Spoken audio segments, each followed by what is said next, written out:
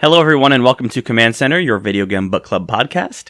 My name is Batman, and with me is... Adam West's Batman. And I'm Batman. Nate just ruined everything I was about to say, so he can go fuck himself. I told you I was going to do that. Yeah, I was going to call you Adam West Batman. No, I called myself that. You don't get to choose which Batman I am. I'm not letting you put me back in the bat nipples. Well, for one... Ben Zafflex didn't have Ben Batfleck. Yeah, it was Ben Flex or some shit like that. The new one is Rob Batterson. You know, remember when we were young and we could have pulled off Rob Patterson's Batman? Rob Batterson? It's Rob Batterson. I'm not saying that. Wait, I can't say that. Don't let him hit you. Are you saying that we, at some point in our lives, could have been Batman? No. We could have been young enough and had enough hair to look like Robert Pattinson's Batman. I never looked like Robert Pattinson. What the fuck are you talking about? And by we, I mean me. Again, what the fuck are you talking about? Robert Pattinson? Play you? You realize there's a finite supply of, what's the ridiculous. So hi guys. We're back. It's September, and we played Batman Arkham Asylum last month. Woo! Yay! A little bit about it. It was developed by Rocksteady Studios, who also went on to work on both of the sequels to this game, Arkham City and Arkham Knight. Yeah. Which I will be discussing because I ended up playing all three of them. He's a maniac. Warner Brothers published it, and they were helped out by, I don't know how to pronounce it, Eidos Studios? No idea. I don't know. E-I-D-O-S. Eidos. Eidos? Okay. Eidos Mios. Eidos Interactive Mios. This game came out in 2009 for PS3, 360, and PC. PC was a month after the console release. It won a lot of awards, namely Best Action Adventure Game, Best Game, and Game of the Year from various publications, along with like a lot of others, but I didn't want to list them all. Well, why not? Because it was like a whole page on the Wikipedia. Jesus, really? Yeah. They didn't win everything, but they were nominated for basically everything. Really praised upon its release for its storytelling and its narrative. Also, I think the combat style was like the first kind of game that did that, where you chain together the attacks. And well, not the first, but it definitely refined it for the rest of them. I think the first one that comes to mind is Spider-Man 2 for like PlayStation 2. I used to play that. Yeah, one. I don't think I ever played. I watched you though. That like kind of started that type of combat, and then Arkham Asylum, and then subsequently Arkham City went to redefine it even further, where it felt like so much more smooth, and we'll get to that obviously as well.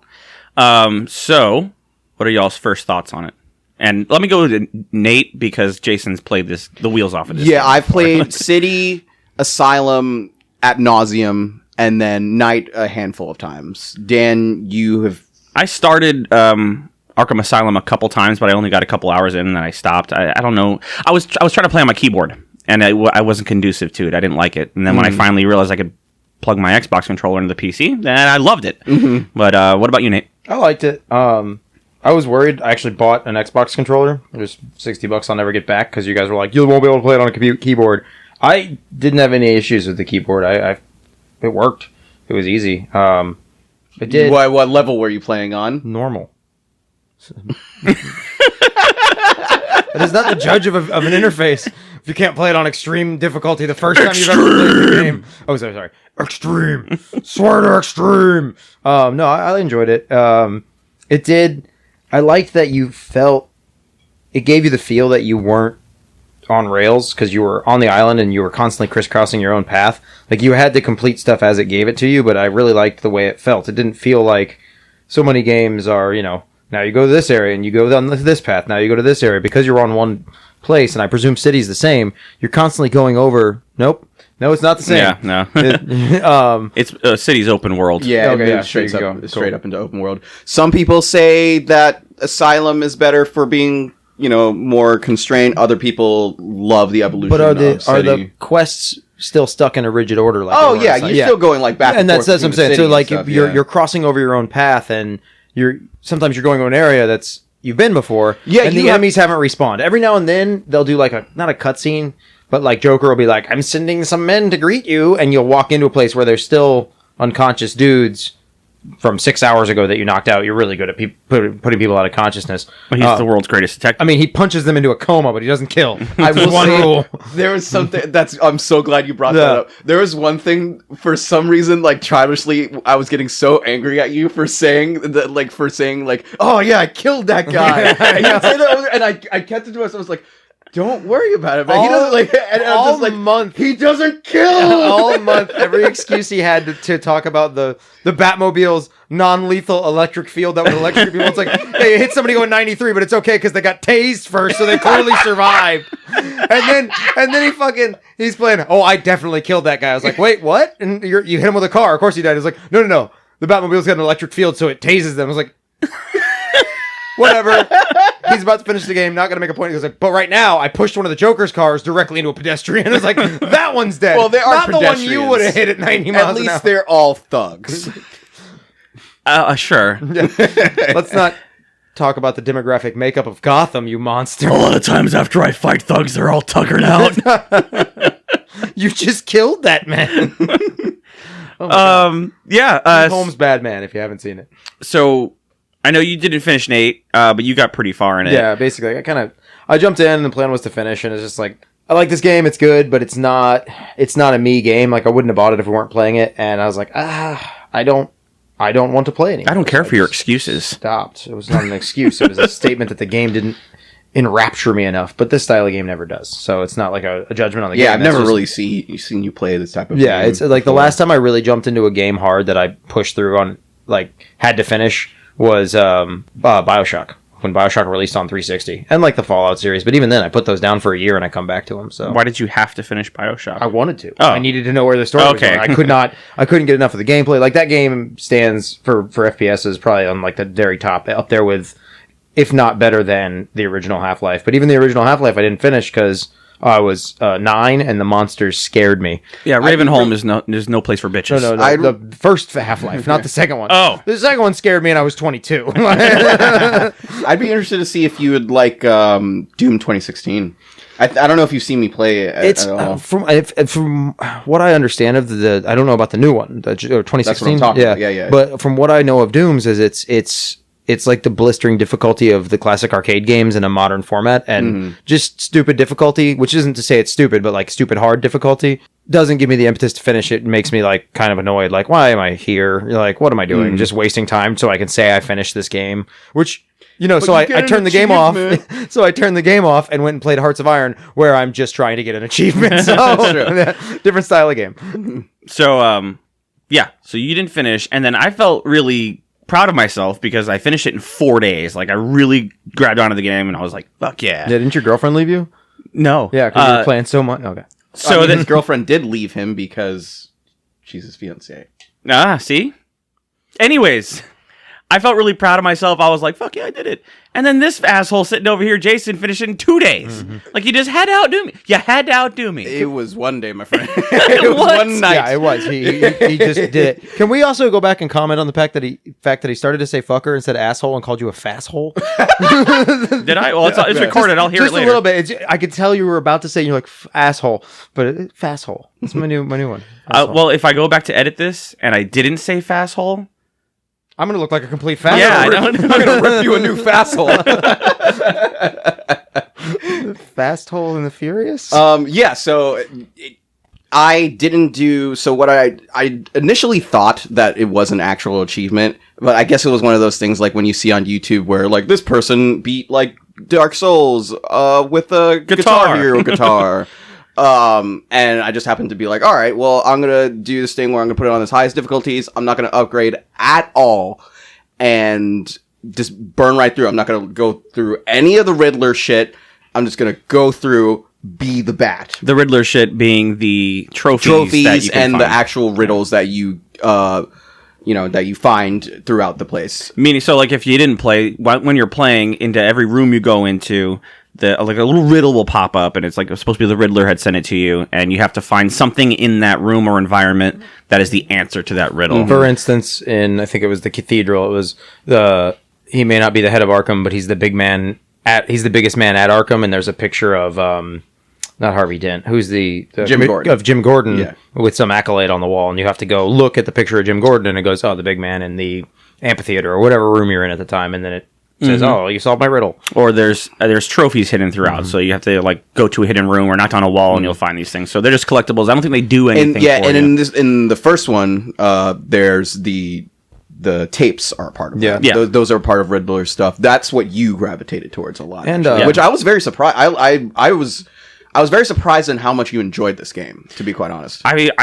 I have never really played a game like that before, and I really liked it. But it was also a lot of the atmosphere. Like I'm not a DC fan. I'm not really a Batman fan, but this made me more of a Batman fan because Made you feel the bat. it focused more on the villains, and because I never knew who these people were. Batman and it gives has you the best villains. It Of gives anybody. you Like all their backstories, so now I know who they are. the Even like the people that aren't even there, like through like Riddler's trophies, Yeah. you'll get a little bio. Like one of them was like that. Like the first time I played this, I was like, "Who the fuck is this?" It was Tweedledee and Tweedledum. yeah, dude, Yeah. and I saw that one, and I was like, wait, I do know these people from like there was like a '60s comic, right, or a '70s. Well, comic? no, they're like from a lot of his rogues gallery are from like fantasy. Like there's the Mad Hatter from Yep. Alice in Yeah. Wonderland. There's like a lot of them that escape me right now. But yeah, a lot of them come from different fantasies and whatnot.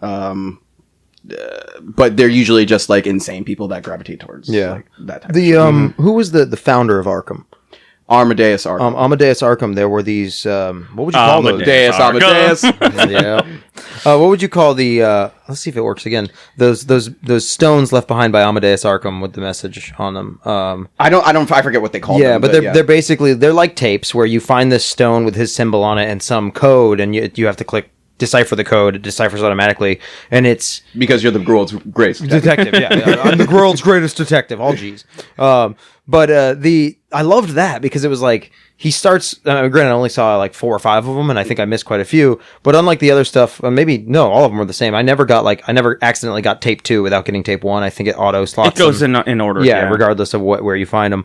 But there were like 30 of them, and I only found like 5. And it's like I want to Google like just listen to all the messages because he starts with these high ideals for this penitentiary for the criminally insane, and it turns into a fucking like Alcatraz nightmare island. Like, I think I found about half of those, but the same here. I meant to look up a YouTube to listen to the rest of them because I got super into that. Yeah, that was. And there were several of the characters where I got like all of their tapes except for the last one, and I'm like, come on. I got all the tapes for Zaz, who was like the most unentertaining character for me. It's like, can I find the other Clayface tape or the other was it Sharkman? Crocodile. Sharkman. Crocodile. There's a shark dude, but I forget. But yeah, Crocodile. Killer Croc. Killer Croc. Killer Croc. Yeah.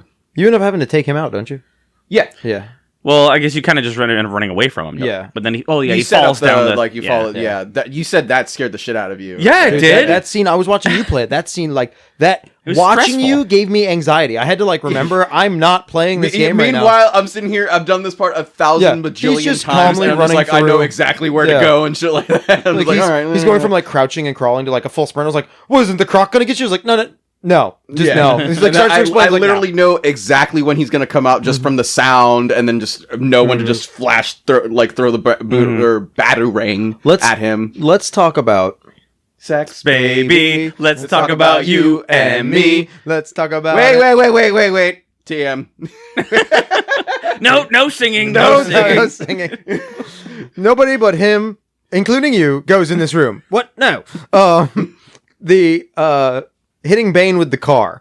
They didn't express that the car had a magic shock collar on it. So you killed Bane with the car. No, Bane is back in the next He game. shows up in the second game. And you're, all of a sudden, you're friends with him. So I got to that part in the second game. It's like a side mission, and you go and you walk into a room, and Bane is in there, and he's like way bigger than the first game. And he just turns around, and y'all start chatting. I'm like, what Well, you remember Chris O'Brien, right? the hell? Yes. He really didn't like me. I didn't like him until I hit him with my car outside that Best Buy. I don't think that's true. No, it's not. I didn't hit him with my car. We always liked each other. He just keeps claiming that I hit him with my car. Hey, man, if you do something long enough, you have to. It's on the impetus is on you to prove that you did not hit him with your car. No, it's not. I'm telling you, it is now. in one of the several endings of the games, they're in the game. If this doesn't involve hitting someone with a car, I'm going to be very disappointed. Well, I mean, it's a resolution to the hard There's hitting several thing. endings. It's just a little change up to who grabs the tank at the end, or the vial, or whatever the fuck it is. The case of Titan. Yeah. The main one that's supposed to be like the actual canon one is Scarecrow, but in like a couple other ones, it's Bane grabbing it. Yeah, I can't remember who I saw. I was kind of drunk when I finished the game. Yeah, I stayed up late to do it. Drunk on power of being the Bat. So, if I'm Adam West Batman, drunk on power, Robin. That's of being the Bat. Oh my god. Oh, but anyways, to continue, I don't know if I ever finished saying that. Yeah, I sped run through the first one. I didn't do any of the Riddler stuff. I just went straight through the story, which felt okay. Doing in City, although without the upgrades, was freaking hard as all hell in the first one. And he cheated and got an upgrade that he thought he needed, and then I did the same area and he didn't need it. Yeah, it was only for the remote battering. I never used it. I never used that once. Technicality. I went to the same room and he goes, "You had to use a remote battering in there, right?" And I was like, "No." And he's like, "What?" I was like, "No, you walk over here." And he's like, "Maybe it was an achievement. I'm just not going to get it now." I was like, "Fuck yeah!" I was so pissed, but apparently it wasn't. In City, it was actually the combat was a lot easier to get through. It was just a lot harder because I didn't have any of the upgrades and stuff like that. I've only played a little while, but I can't imagine how you would do that in a timely manner without using the boost, so you can fly for longer. Oh, I used to. That's not an upgrade. You can. Oh, I guess you can upgrade it, but it's still initially there. Oh, it is. Yeah. Okay. And I didn't do all the simulations in the City or whatnot. City, especially in City, because there's like 200 trophies and riddles and shit like that. I was like, no, I'm just going to speed through that. There are side missions where there are other rogues galleries for you to take down. But in this one, I didn't feel like I needed to. It's like Batman has one goal right now is to do the story, blah, blah, blah. Mm-hmm.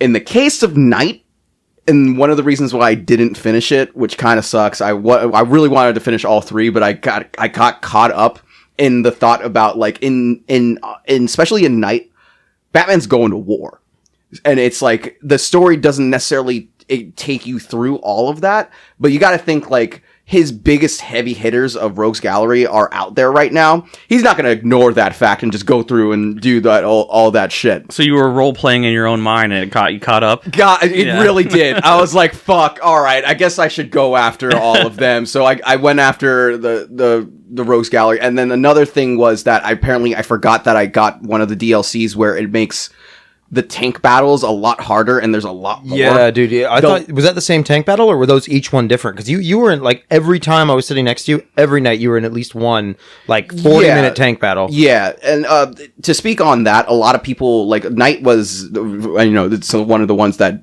the only one that didn't get Game of the Year, because a lot of people didn't like the Batmobile aspect. To this day, I will say right now, I still do not mind it. I think it's okay, especially with the way I played it, because I was just trying to gun through. Yeah. So I was utilizing the Batmobile, I guess, as it should have been. As a car. Exactly. Yeah. Most of the time, I was just speeding fucking through like that, and it felt great. I hitting people at 90 miles an hour, not killing them because of his electroshock bumper. Or my fucking bullet rubber rounds that are the size of like rubber tank cannons. That way they turn to liquid, melt through the steel, and then politely ask the person in the vehicle to go to sleep. But yeah, it really made me feel like the Bat. It really did. I am the Bat. Yeah, so I didn't mind, especially the way I did it was the Batmobile part. I would be interested to see how if you ever get to it, to see how you feel about it. I will say it does seem like it can get more tedious than it is, because it kind of did get blown out of proportion with Night, where there is a lot more shit. I kind of feel like it suffered in the way of like Assassin's Creeds did, where they just got too big with too much shit to do. You also have to remember that if people who are playing that game were fans of the first two that didn't have the Batmobile, that's not the kind of game they're looking for. They're looking for... No, but everybody was so hyped when they announced that the Batmobile was... Everybody was like, fuck yeah! I guess they were expecting something different, I guess. Yeah, exactly. They pretty much were. Do you think that's why the Batmobile... So, I mean, it wouldn't have worked on Asylum, but you only see it for that 1 second to hit Bane. And do you think like they didn't do that because they didn't have the time to develop it? Or, I mean, it wouldn't have worked mechanically on Asylum. I mean, you're on an island. Yeah. Yeah, and then in City, you're only like it's not all of Gotham. You're only part of. Yeah, who the hell's idea was it to make a jail in the middle of the city and just throw them all in? That don't sound stupid to me. It was a whole. I mean, if you go through your story, you find out. Okay, well, fair enough. Yeah, so the I presume Asylum closes in 2 then, and they put a jail in the city. Is that they transferred them all out of Arkham, and they like put like just one section of the city. They like walled it off and just threw all the inmates in there, and were like, there now they're in there. Definitely won't. Supervillains won't scheme to overcome a wall. Exactly. Nothing bad can happen now. So, getting back to the Asylum, I want to talk with you guys and see what you felt about the intro, like the kind of cinematic intro that you get to control Batman, kind of. You just get to walk. Because I loved it. It really set the tone for the whole game. It was really creepy because you could tell the whole time that Joker's clearly planning something and got himself caught. And obviously, the game has to happen.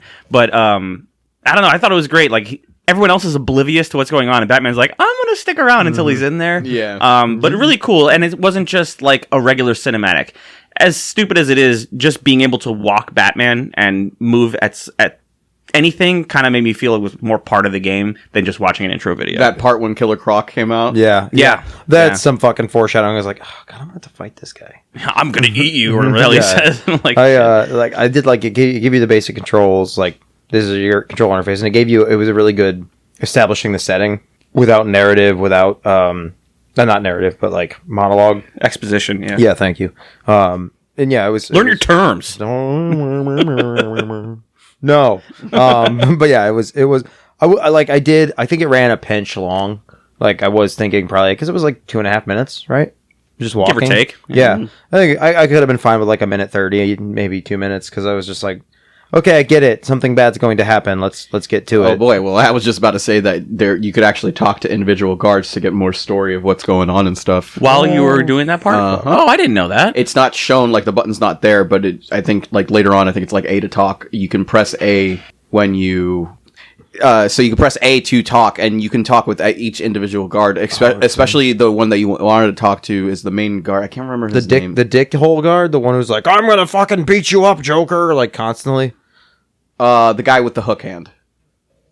No, because he was pretty chill. Cash. Yeah, Cash. Yeah. Okay, I did talk to him, and I talked to the guy who's got a rifle and is just for no reason being completely abominable to all the. I mean, granted, they're supervillains, but he's just literally like, you can tell he's just like going to kill. He's probably been responsible for the death of a few inmates, and even his character card was like, he'll never be, he's not well liked by the other guards and tries to make up for it with extreme violence towards the inmates. And doesn't he end up? He gets killed horribly. He ends up being like dirty or something. Yeah, he was helping out the Joker. Oh, okay. Yeah, he was helping the Joker. Yeah. Do you kill him? No. No. You put him to sleep. Yeah. No. The Joker killed him because he figured out that you were tracking them by following. Right. Yeah. That's right. That's right. Spoilers. You were tracking his alcohol. Yeah, his alcohol whiskey or sense. something. Yeah. Because he like openly had a flask on his non-utility belt. Like, you know what I would have liked better about it? There's not a lot that I didn't like about this game. One of the things that I thought could have been more polished was the detective mode.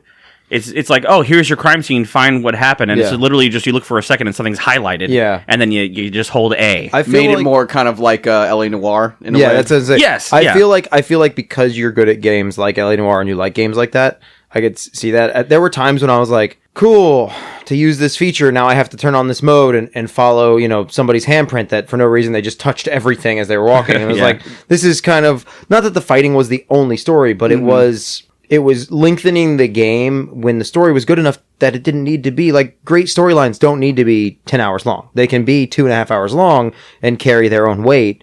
And I felt a few of those. I liked a lot of it, especially when you're walking into a new room, being able to color code the guards, which I thought maybe the guns should be color coded. The entire guard skeleton was red if he had a gun. But I really liked that. So then you could actually plan out your combat strategy, especially when there were multiple gunmen. If you didn't plan that shit out, you died. Like, your armor, you're not a tank. You die after like 3 gunshots.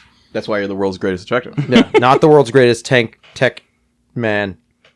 He kind of is the world's greatest tank tech man. No, Lucius Fox is the world's greatest tank tech man. He's just the rich guy who owns it. That's true. So another thing that I thought was really great was... Oh, wait, I never answered your question. What, I asked you a question? Yeah, about the intro. Oh. About what our thoughts were. Go for it. Yeah, sorry. No, we don't want your opinion. Well, no, I guess I gave it... I'm sorry. When I said the whole you can talk to each individual guards was what I wanted to say. The storyline. Never mind. Thanks. And after that, needed aside, we'll continue with Daniel's previous statement. I just really liked the atmosphere, and it kind of builds off of that intro video where it sets the tone. Yeah. But I think I told Jay this when we were talking about it the other day, is where we were talking about the difference between the first game and the second game, where people have the difference of like, I like the open world aspect rather than not necessarily on rails, but you have one way you have to go to do the next mission. I think it worked in the asylum setting just because you're supposed to feel claustrophobic and closed in. You're in a prison. And it did feel ominous. Like, I felt all the time like I was being watched. Like, when you go into a room and you do, you have a battle or whatever, and then you walk back out of that room and all of a sudden there's like a Joker little box there that has little teeth in it and all that. And it's like, well, somebody was there. So, like, it's like they're hurting you. They were, especially in different wings, there were cameras everywhere, and you could hear them tracking you. Yeah. And it was like the third time I was like, man, the ambient noise of this prison is really variable. And it's, no, because in some of the scenes where, like, he's on the radio with his guards, I'm like, well, you better fucking find him, because if you come back, I'll kill you without him, you know, and he doesn't know where I am. And then in other scenes, he seemed to like they knew exactly where you were, because there were literally cameras everywhere tracking you in some of the wings, which was, I like that aspect of the baddie narrated or voiced the fact that I don't know where you are, and then I know where you are based on where you were, which is, you know, it's just complete story development or writing, so that the writing matched. And there was a reason he knew when you're in, when you're going through where all the like psychotic guys are that are just screaming. That made me incredibly anxious. That made me very uncomfortable. Yeah. So I was just reading on the Wikipedia that about like the game design and all that. And when they decided they wanted to have multiple buildings, just so they had, you know, variants of where you're going, you're not stuck in one asylum the entire time. Yeah, they chose a different like architectural style for each one. So there was like Gothic, there was Victorian, and what have you. But they said specifically for like the intensive ward. Is that what it was? Yeah. They wanted to specifically make it claustrophobic. And they wanted to emulate, I think they said, like, military barracks. They succeeded. And you did feel, I think there was an electric floor in that part, too. So, like, you're even that much more limited in where you could go. And so many other rooms, especially it was the cathedral or the church, the like Victorian one. That so many of the rooms there were just completely unnecessary gargoyles for you to latch to. And I was like, well, cool, because I have to fight.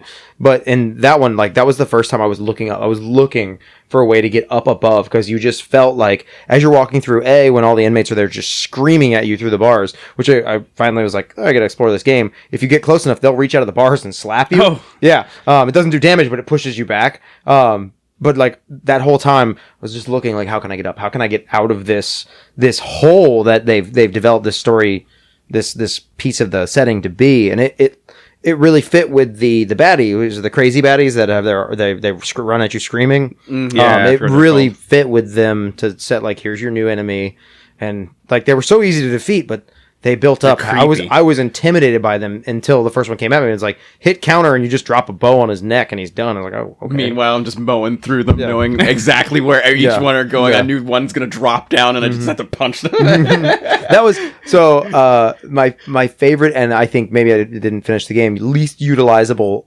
viable skill was hanging from a gargoyle, and a guy walks in and you press Y and you just zip down and grab him and he's like, and then you just like drop the corpse or the Dude, that unconscious first man. game was so hard without that. Well, but there were so many places where, okay, they've thrown 4 or 5 gunmen at you, and it's like, you need to use stealth, and the gunmen are patrolling this area, and there were 6 gargoyles in that area, but every one of the gargoyles was directly over a catwalk, and the guards weren't on the catwalks. They were walking down beneath. So I just got that skill, and I was like, I can't use it. So I was just hanging upside down for a good 15 minutes, just, I'm the bat. My cape doesn't go down now because fuck you. So in that scenario, I what never you would noticed do that. is go to the adjacent gargoyle, throw a battering at it, and they'll go walk to over draw. there. Yeah, I never thought to do that. I also, completely obvious, I thought for sure, since I am the bat, I can just hit him with a battering from up here without moving.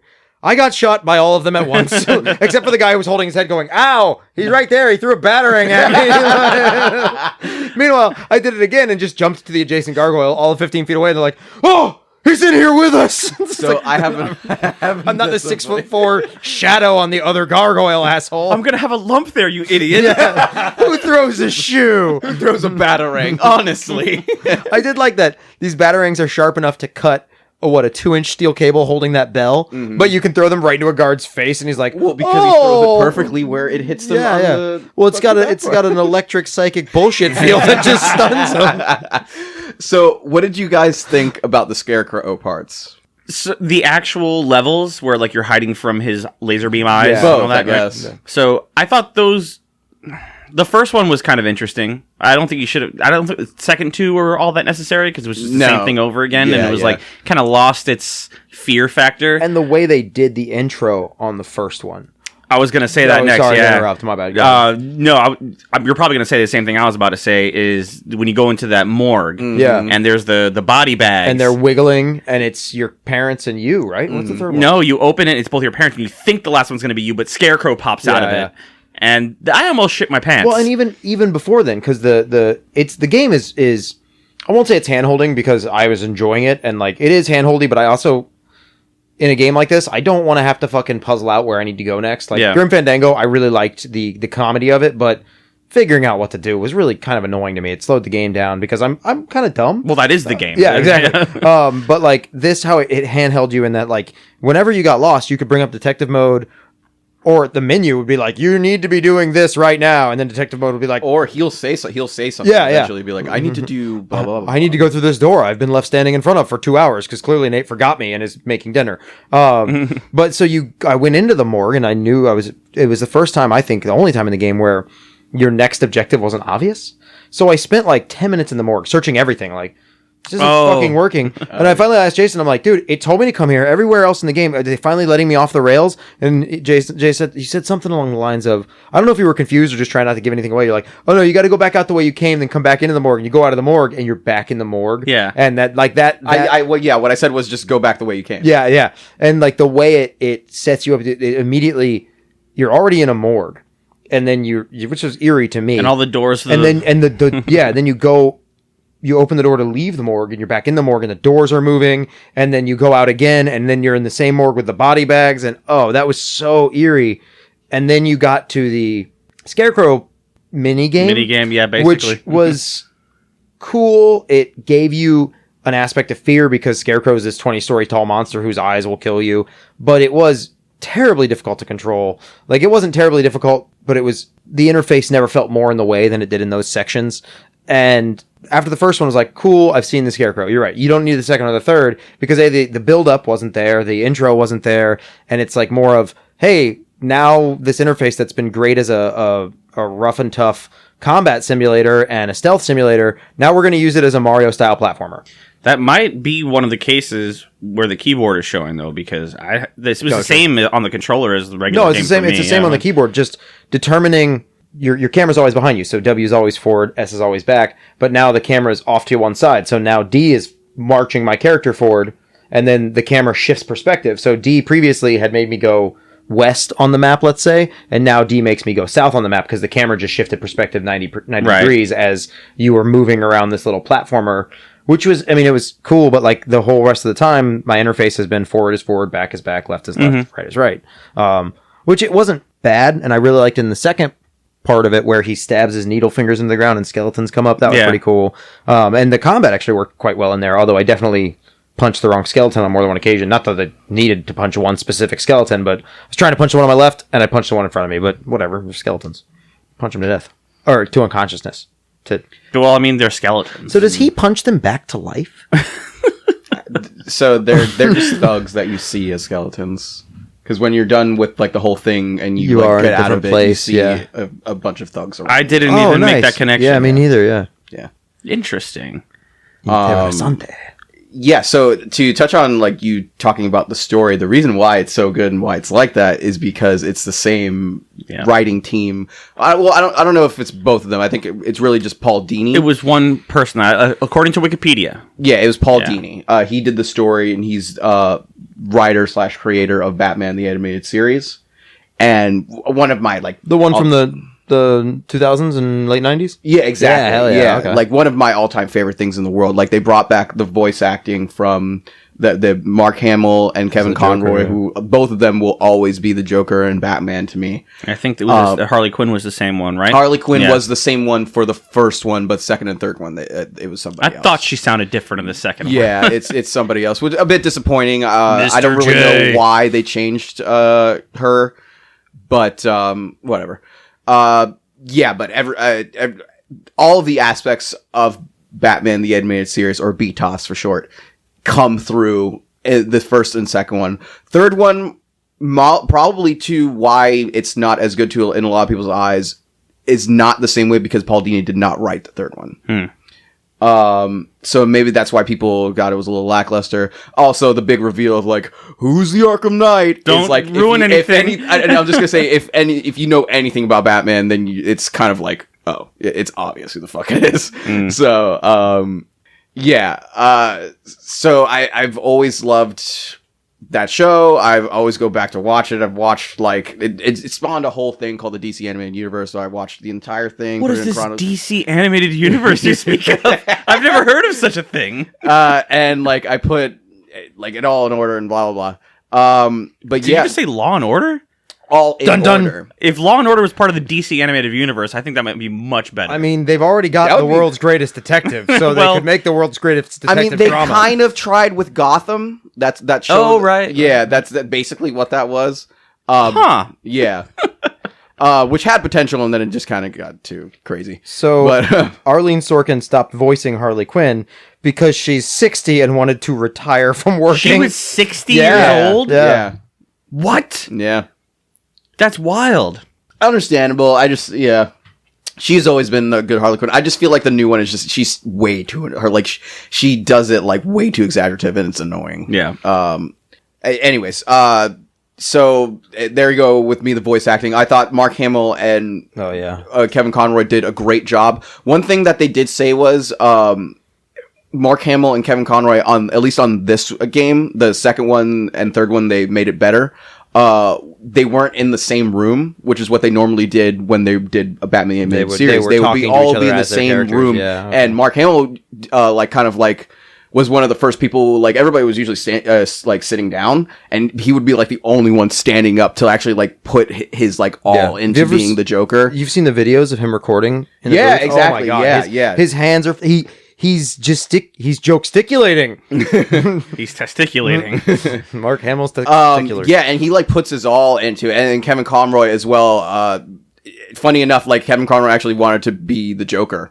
And he auditioned for that part, and I'd like to hear that audition tape because he's so monotone as Batman. Yeah, exactly. Yeah, it's fun. Like Kevin Conroy was the first one to actually give Bruce Wayne and Batman two separate voices. Yeah. He would go a little lighter when he'd speak with Bruce Wayne, and then darken it up when he wouldn't obviously do the Christian Batman. You know, like, where are they? I'm Bruce Wayne.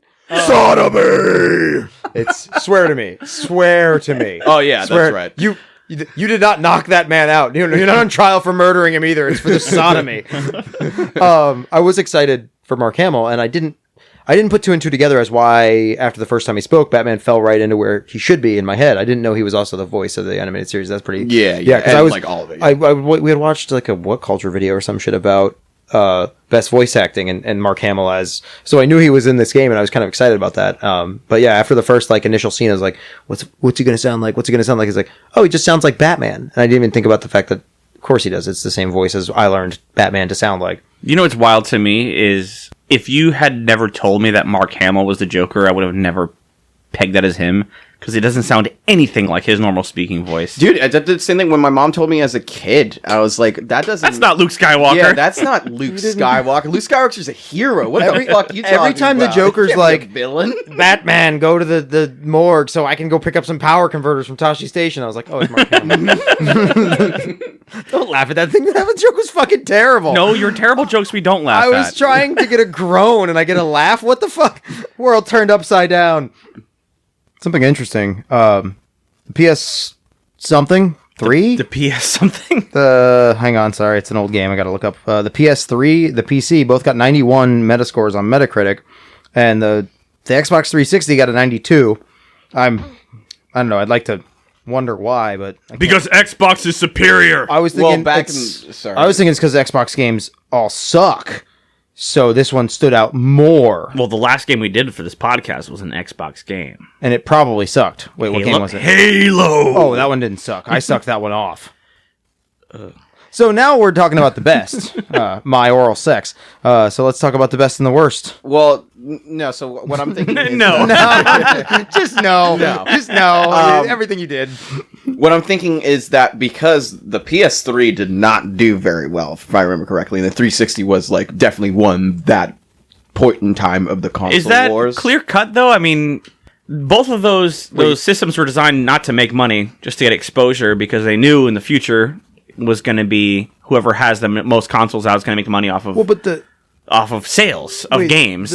So I guess The 360 and the PS3 both made money. They lost money on the sale of the console. It was the old console mechanic of you lose money on the console, you make money on the licensing of the games. that's what I just said. Oh, I thought you meant like as a whole program they were designed to lose money. No, like Microsoft was like, we're going to lose money on the 360, so the Xbox One. No, like I said, they were going to lose Okay. money on the sales of the console Okay, and make money off of But if I remember correctly, and I could be wrong, PS3 in particularly was supposed to be a failing on Sony's part. It was like compared to like especially 360's accomplishment. And It could be. The Wii came out then as well, and the Wii did super well. Yeah. as well. I don't know any research on it, but I did always feel like the PS3 was underwhelming. That they kind of stayed the course. overpriced. Yeah, they stayed the course Yeah, of they were overpriced, the PS2, which was be the most graphically powerful system out there and cool. But if you don't have the titles, if you don't have the mechanics of Nintendo, hasn't been the most graphically powerful system in Well, it doesn't Ever. have to be. but it doesn't have to be because it's fun.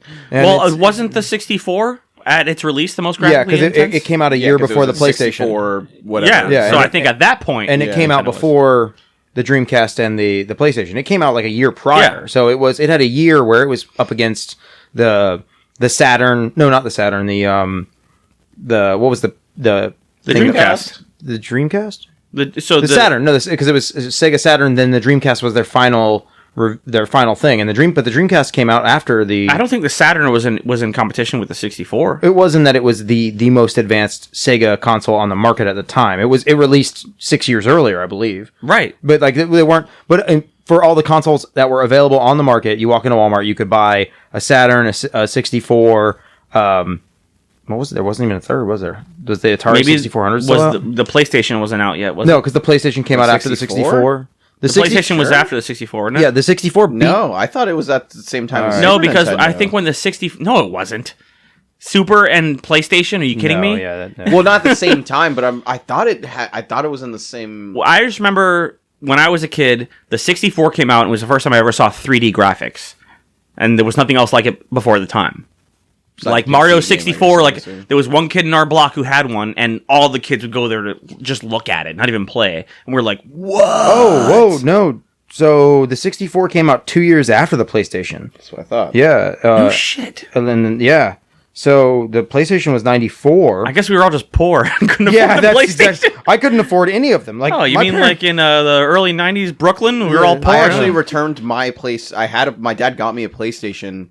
And I said, Dad, I don't want this, you idiot! So, And he dude, returned it for the 64. I was gonna say I had to wait for my parents' divorce for somebody to buy me a PlayStation. And you're like, my dad bought me a PlayStation. It's like, shit. Beat me to it. But I mean, we all knew what the rich kids had: the Amiga CD32. Now, just what in the hell is that? It doesn't matter. I'm on Wikipedia consoles. It doesn't matter.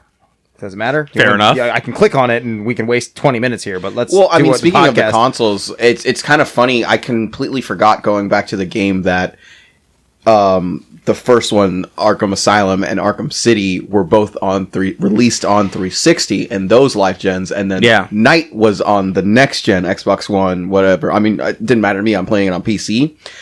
Dumpster fire on PC at first. Obviously, now it's finally playable if you have, better RAM, just a better PC, which Yeah. I do have now. And it looks fucking beautiful and so much better than the other ones. It still has that same feel of looking at it. It looks like it's just like the facial features are much better. Mm-hmm. The way his cape looks, I don't know. It gives it that really, really good feel of Gotham. Yeah. Did you just say better RAM because it was the first computer component you could think of?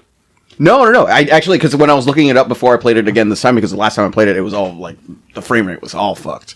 So I was like, I have like You personally had better RAM. exactly. Okay. Yeah. I thought like picking out RAM over GPU or CPU. I was like, No, because I have the same Yeah, GPU. When I looked it up, they said it was RAM. What you needed was just better. More A lot of RAM, times like it is any- like that. When I was trying to play Empire Total War for the first time, I bought it and I was so excited to play, and it wouldn't. It was the frame was like, I don't know, 5 FPS, but with more RAM. And I went to Best Buy because that was the thing that you did at the time, and I bought 2 new sticks of RAM, put it in, ran perfectly. Think about Kerbal as well. Launched with a memory leak. It wasn't until their third or fourth build that they finally fixed the memory leak. So your answer to play Kerbal more smoothly was buy more memory, or it'll eventually the memory leak will build up and the whole system will crash. Yeah, and in the case with Knight, it's one of those things which happens a lot, where it was just a bad port. yeah, Yeah. that happens It started a lot. off exactly. Started off in console. Do you guys know of any good ports? Yeah, Yeah, I mean there I are mean, a couple. Let's pull that. Let's save that for the mid-month. I want to talk about good ports because I don't think I know of like a single port that was like Because really they don't stick out. You remember the bad ones. It's like reviews. The You good review a place ports that you hate. are just good games. Yeah. Okay. Yeah. Good point. Yeah. So, I had something to say there and I completely forgot it. Mission accomplished. Yeah. Quality content, y'all. Oh, We're all about it. Favorite? No, we're not doing that yet. Wow, you are like way about it. Sorry, I thought I had something to. There's a globe in front of me. It's inaccurate. Yeah, but I was able to. What is it? I was able to 60 FPS. Yeah, I was able to bump it up to 60 this time, and it was within the range, and it ran beautifully. There was I haven't had any cuts in frame rate. This was the first game I was able to play with VSync. Yeah. Yeah. And it said, "Hey, VSync," and I was like, "Yeah." And like when we were playing War Thunder the other night, VSync, it was like, "Do you want to?" And I about to get shit thrown at me. Couldn't notice a difference because the human eye can't see above 30 frames per second. 60. No, I don't know. That's the thing they always Yeah. say. You can't see over 60. Yeah, so but it's no, not and going that I was excited about that, and I didn't notice a difference. But maybe it brings down screen tearing. So I if you think- have I screen think me tearing, not noticing a difference was that I didn't notice anything exactly. because it was just running smoothly. Yeah.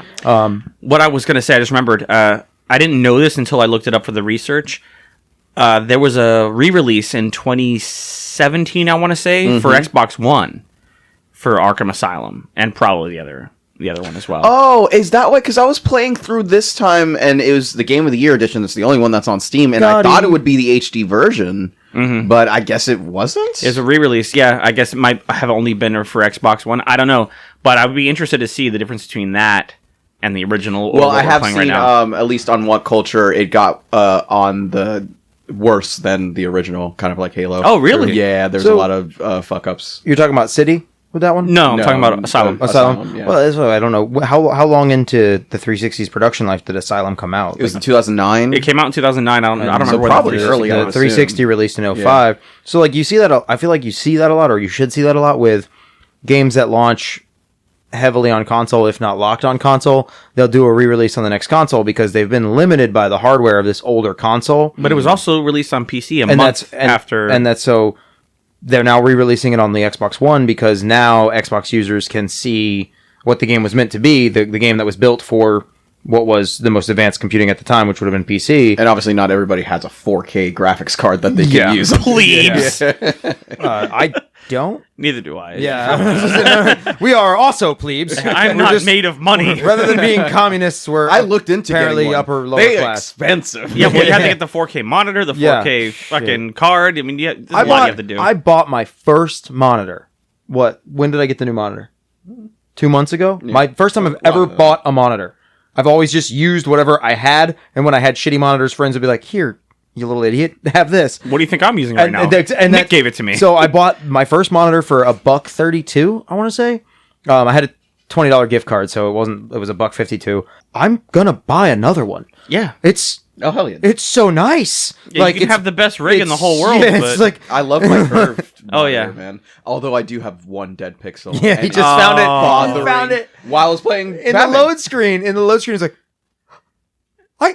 I have a dead pixel. literally unplayable. You might as well just you know, throw you it do away. that thing where you think it's a smudge and you scratch and like, For those of us listening and not watching, I'm gonna speak what I'm doing. He like stopped, paused, looked forward, and just scritch, scritch, scritch, scritch, scritch, It was like watching a dog realize it has fleas. Like, oh fuck, and it's not going anywhere. Man, that hurts me. It's not even my monitor. I feel bad. Is it like right in the middle? No, it's like kind of top off center, so I do sometimes forget it's there, but then like when there's, like white or black and I see it, I'm just like, it just makes you angry. Fuck. I feel you.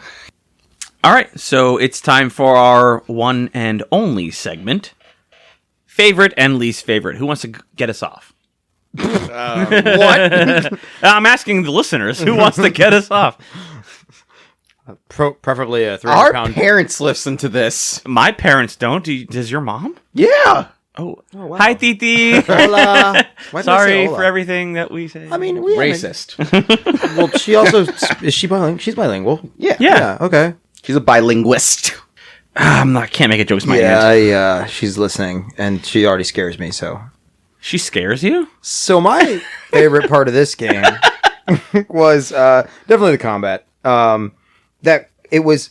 I remember when this game came out, I was watching it, and I was like, I know all those jumps and fucking control movements aren't being controlled by the user. I know it's just mashing A or whatever, or A and a counter, which is what it is, or A and directional and counter, which is it. And then occasionally you can do your stun moves and other stuff, but it looked fucking fantastic. It looked like the fist fights in a movie, but it felt good too. Like, and the enemies sped up. They added new enemies so that it didn't just feel like I was pressing A and B, or in my case, left and right mouse. Can I jump in for just a second? Yeah. I didn't realize until Are you going to let me finish? Halfway through the game that you had to time it to get the crits. Yeah.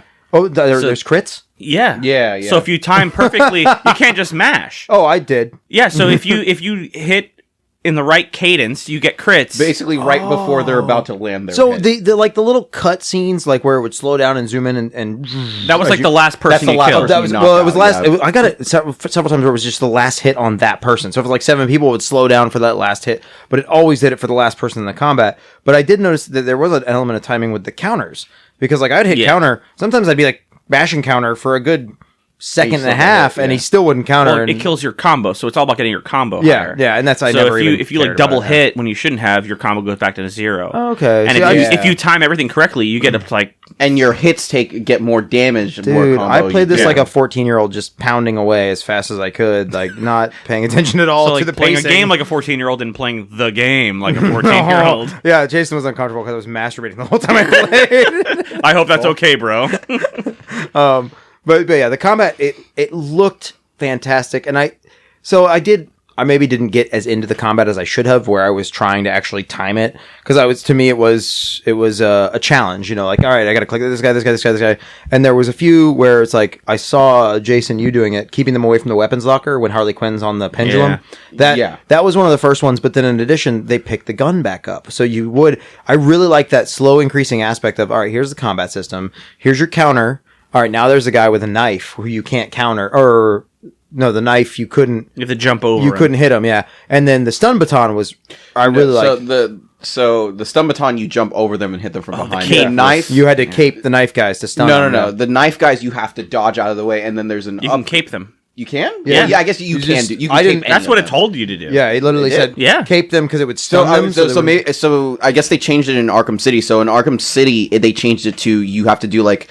They'll do like different ones where they'll do a jab, or a different set, and you have to dodge each one. And then if you do an upgrade, you can pull off a move where it takes them down automatically. And then there's another upgrade. I don't remember if it's in Arkham Asylum, where if there's a gun or anybody has a weapon, you can upgrade so that he has a move where he can snap it in half or destroy That's that not weapon. Asylum. Beyond some variant of surprise attack, either hanging from something or when they're down and you have a second to ice them.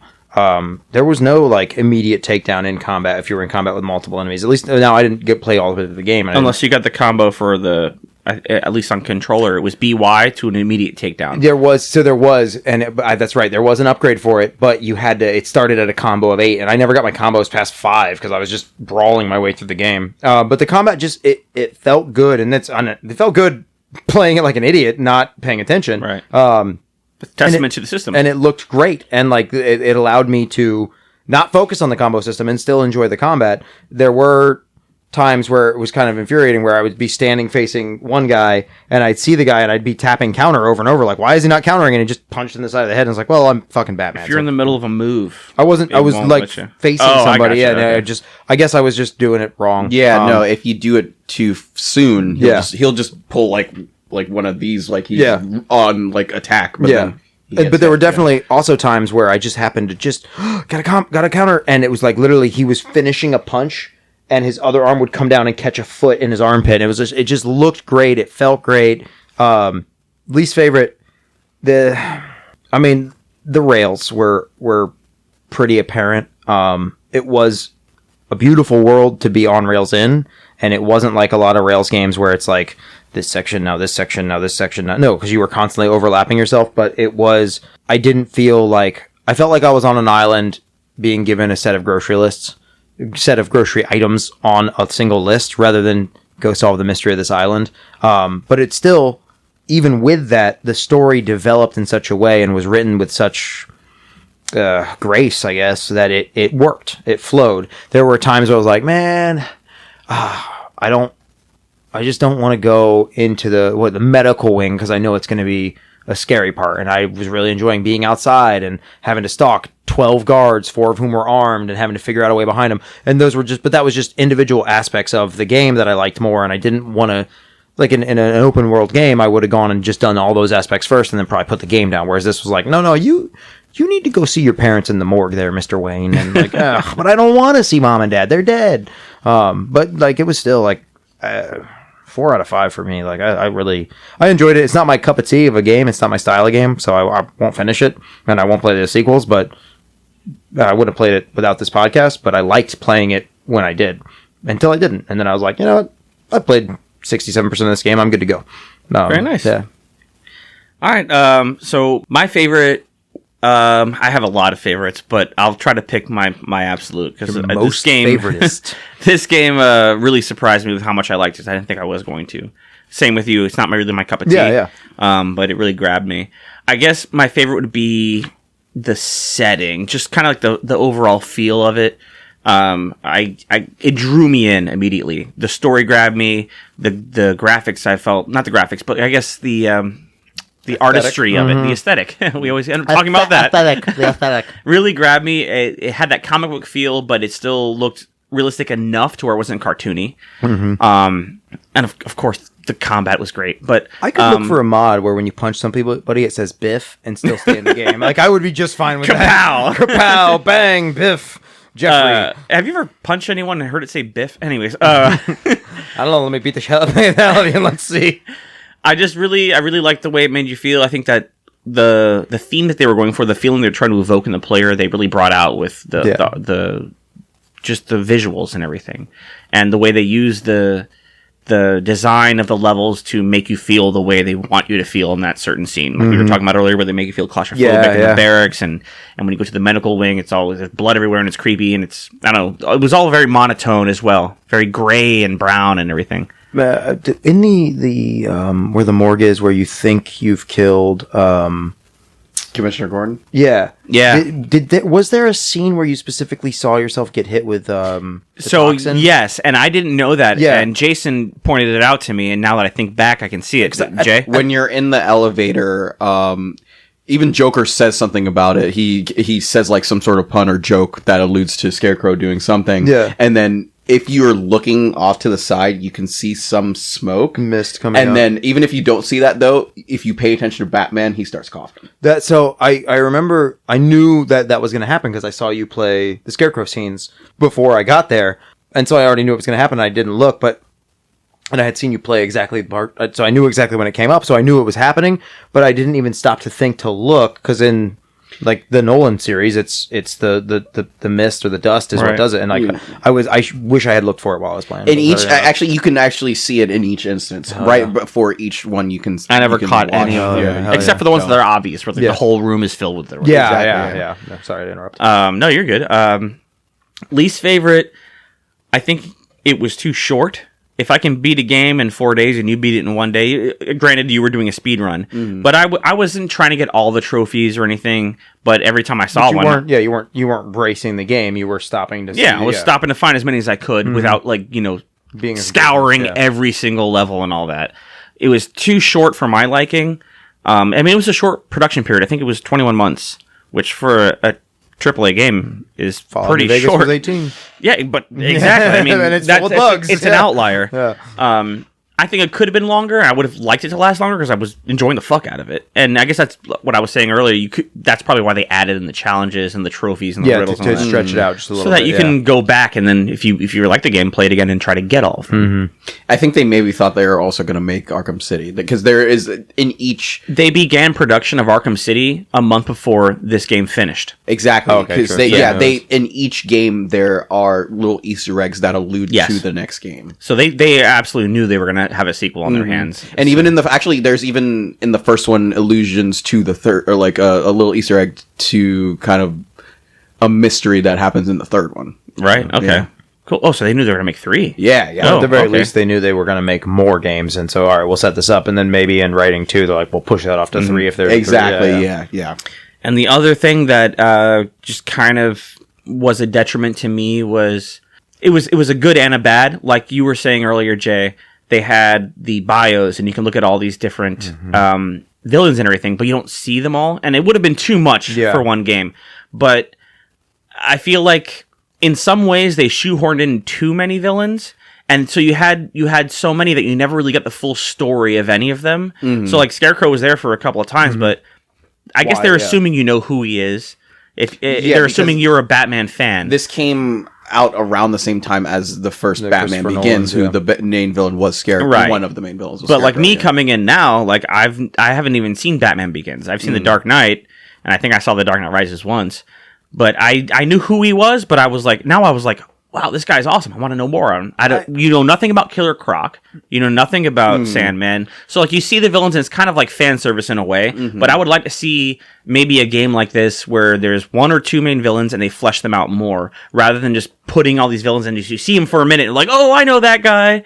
And then you never see them again. And that's what I'm sorry to interrupt, but that's the bios, and then they also had the tapes were for. But it made me want to see them in the game. So more. I liked it, and I didn't like it because I liked that they did it because from the intro, the part where you're just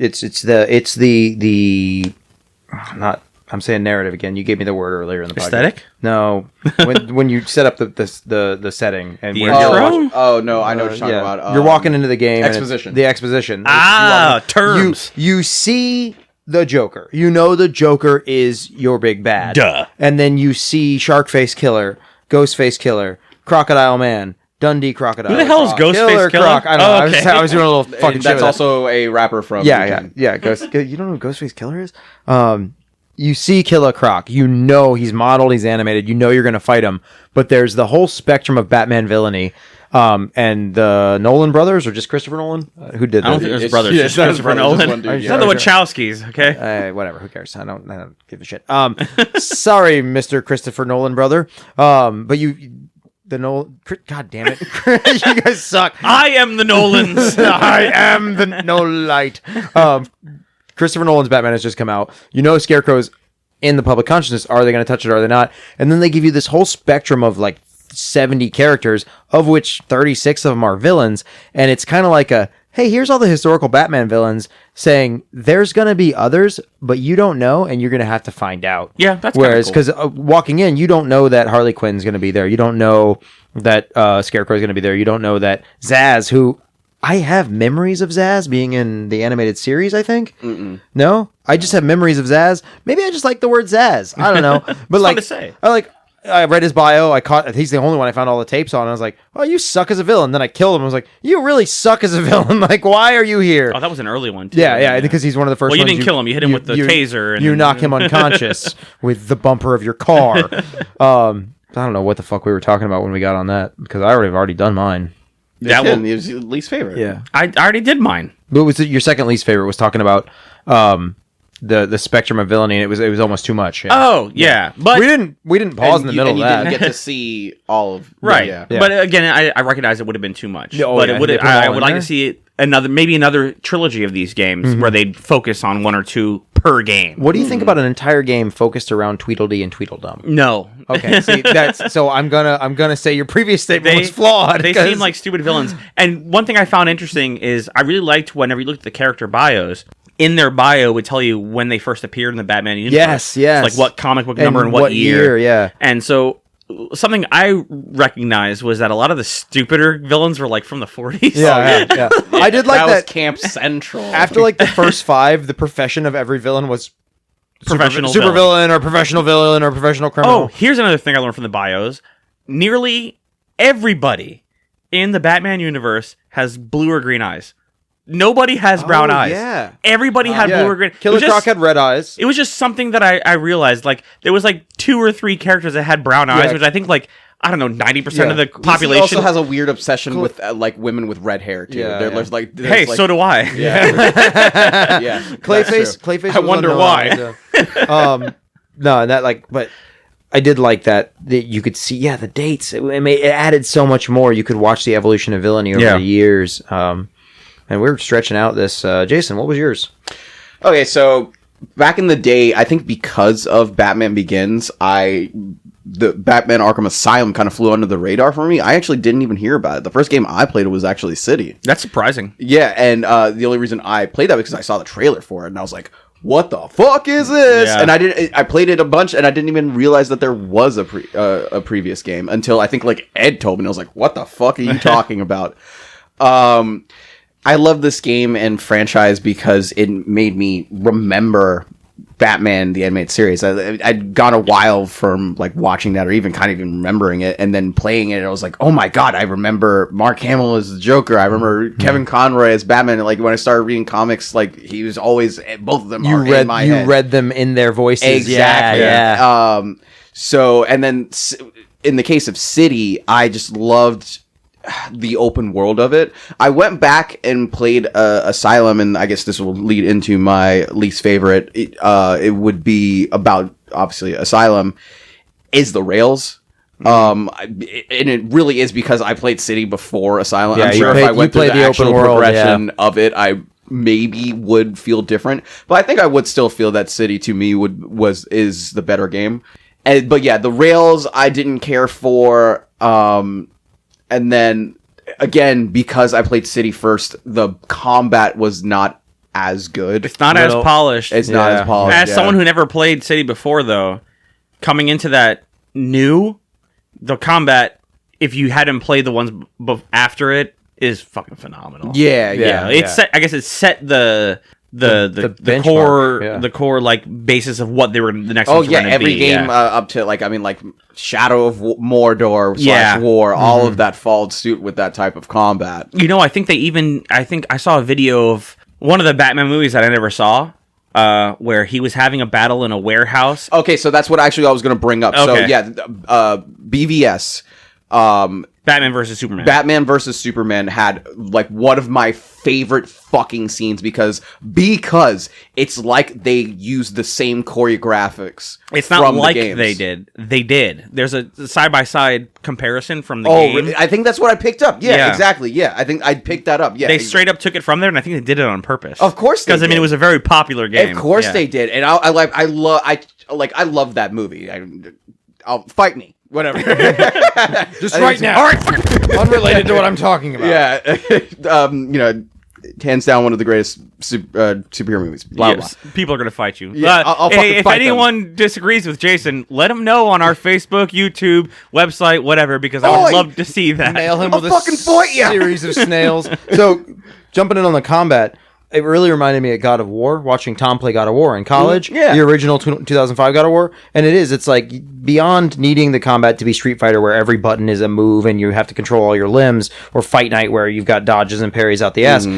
Make the combat playable based on timing and make it look great. And they both follow that same mantra, which is like, wow. Like, look what I'm doing. Are you doing it? No, you're tapping a mouse or pressing A repeatedly or B in a time, but it looks fantastic. I think the only difference, I think that the leap they made from like God of War to Asylum is in God of War, like you're turning your guy and you strike in a direction and It's like very you'll hit hack someone and there. slash X. Exactly. And this one, you're just hopping from person to person Yeah. without having to You're specify. pingballing off Exactly. of pinballing off of all and of them. Yeah. you guys are both right.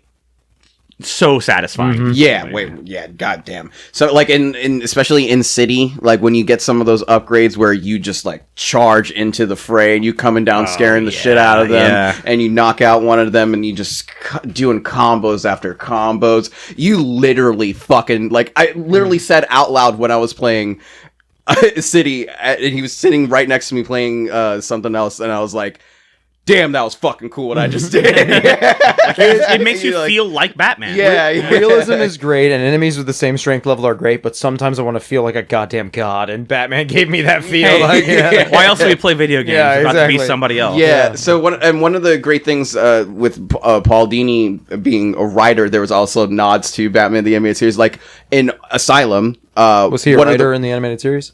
Yeah, he was the main writer / creator of the animated series, along with Bruce Timm. There you go. His name kept on eluding me. I think it's either Harley's or Joker's or both of their recordings in Asylum is straight out dialogue from straight out of one of the episodes. Oh, really? Yeah, Okay. yeah. Wait, yeah, no, I remember that. I think it was when Harley was still the Doctor interviewing the Joker. Uh-huh. Yeah. Yep. Because Yeah. that was when I picked up the tape. I didn't read it. I was watching something else or doing something else, and they started reading. I was like, "Wait, is this a Joker tape or a Harley Quinn tape?" It's like, "Wait, obviously it's a Joker tape because Harley's the Doctor." Yeah. Yeah, because and those of you who don't know this, the character Harley Quinn originated from Batman the Animated Series. She Yeah. didn't start off in the comics. She got so popular from the animated series, she went into everything else. And she was the psychiatrist tasked with evaluating the Joker Exactly. criminal insanity. And he Exactly. I actually have a basically- question for you, Jay. I read on the Wikipedia that, and I remember that Harley Quinn used to wear that like jester outfit, the black and red one, and it said that in this game they gave her like the schoolgirl kind of one. Was I think this it was a game nurse. the nurse Yeah, mixed with 'cause schoolgirl? it was Yeah, a yeah. hospital. Yeah. Was this game the first time she had that getup, and now that's what Harley Quinn is? Yes, I mean it changed in the next one. It changes as well. I think that's what Harley But I mean, and City. it's a big change of aesthetic. She Oh was yeah, like yeah. She's always had that. Maybe in the comics, but I'm pretty sure she's always had the thing. And then that was definitely a new. So one. like that's a huge thing too for that character that she changed. Now Harley Quinn is not the jester outfit, jester hat, red and black, latex suit. Now Harley Quinn is that nurse / schoolgirl thing, and that came from Asylum. which exactly. think is Well, I pretty mean, cool. now it's Margot Robbie, whatever the fuck she's. But I mean, like, now, yeah. Margot Robbie's not running around in a latex jester suit. And that was yeah. one of the things I liked about Harley Quinn is that she was not as sexualized like any more than any cartoon character is, where the dudes are all jacked and the women are all svelte. I don't know what the proper word is, but she was in a full covering suit, like a jester outfit. And it was like there's very little sexual about this, other than that she happens to be in a skin fitting suit. But so is every male. I like the new Harley Quinn better. Yes, but I feel like you lose something in characters when they're over sexualized. And That's- I mean, granted, that's- I spent half this game staring at Batman's massive pecs as the camera kept turning on his face. I was like, "Hey, there's a cut in my outfit, exposing a chest hair. Thank you." But I mean, at the same time, every time the camera was on her, I was like, "That's a schoolgirl outfit." That's another Like, thing that I fucking loved in each of these games. That like as the game goes on, Yeah. you can see the wear and tear Yeah. on the suit on Yeah. him. Like in City and on Night, he gets fucked up. Yeah. But the thing is, you can. It only happens when you get fucked up. So you can go through that if you're like If you really stay going clean, through. it won't You happen? stay clean, Sure, it sure. won't happen. Oh, like yeah. like I noticed like I got like hit in the face a couple of times, and then when there was a cut scene, he had like red marks on his face. And I was Nice. like, "Fuck, man, that's cool. awesome." All right, so I think that's it for us, boys. All around, I think we all liked it. Yeah. Yes, Yeah. Very good. Deserves its 91. Definitely. Yeah, absolutely. I mean, I'd give it like a 99, personally. Game of the big. I mean, one game of the year. It got and Gotti. deservedly It so. got Gotti for a reason. Yeah. They didn't buy the Oscars. So we are going to continue with our theme of, we did Arkham Asylum because So Suicide Squad was announced, the video game plus the movies as well, and then a Gotham Knights game was announced, which isn't tied in with this core of games, but oddly enough, the Suicide Squad game is. right, really strange. Yeah. And before that, we did DC Rogue can't figure out Squad. what they're doing with their movies? That's abnormal. We did Rogue Squadron because Squadrons is coming out in, what, 2 weeks? A week? Oh, shit, is it? Yeah. It's due, I think it's October 1st. I'm going to lose all my friends because I'm not going to buy any more EA games ever. So I'm just going to be... If anybody wants to jump in a Discord, I'm down for some hoy, whatever. We should make a Discord. We should, yeah. I've been thinking about that for like 8 months and still haven't done it. So we're going to be doing Wasteland 2 since Wasteland 3 just came out. Mm-hmm. That was kind of a surprise. We had this game on our short list of ones to do for a while now, and then that was kind of the kicker is 3 coming out. I believe we chose Batman, recorded last month's episode, and the next day it was like, Absolutely. Wasteland comes out in 15 days, like, fuck. Yeah, seriously. I was like, oh, damn. Literally, it was like the day after we recorded. Like, shit. We had an internal debate of whether to switch. We almost switched games man. and recorded a different episode. But yeah, we're doing Wasteland 2. If you want to buy it, if you don't already have it, it's on Steam, Humble Bundle, and Good Old Games. It's probably other places, but there's only 3 that I look up for this podcast, and they're all the same cost. You can get the director's cut for $29.99 on all 3 platforms. That's what we're going to be doing. That's what we're going to be hopefully loving. Hopefully you guys as well. I mean, if it's anything like XCOM, I'm going to fucking love this game. Apparently the combat is I've played Wasteland 2 for about an hour or 2. Mm-hmm. Combat is similar, not the same. Hopefully it's different enough for the... Nate's going to love it because it has time units. Yes. It's more like original XCOM. Proper team-based combat. Turn-based, I don't know what that's called. The thing. The tactical shooting thing. Yeah, the tactical chest high walls. One thing, all right, so this is episode 17? Something like that. I think it's 17. So we've been doing this for 17 months now. You have habitually, and I love it, after you do the outro and announcing the next game, you've got your notes on your paper, and you always, if you don't always turn the chair, you turn your body and just release it, and just drop this fucking paper wherever. Because it's like a release of stress, like this one is I've done. covered the thing, and like, but I've really started to enjoy that, like when that drops, I'm like, set your head back. Are you doing laundry tonight? What's going on after this recording? I'm going to go have a beer. Never mind, I just had 4 during the recording. Well, no pressure. I don't have to do it forever now. Yeah. You just let it off into the ether. And with that, I'm going to let this episode off into the ether. Thanks for listening. We love you guys. Make sure you hit us on our socials, YouTube, Instagram. Our email is commandcenterpodcast@gmail.com. Make sure to go to our website, commandcenter.games. You can listen to all our episodes there. And we'll see you next month. Good night and good luck. # Snyder Cut.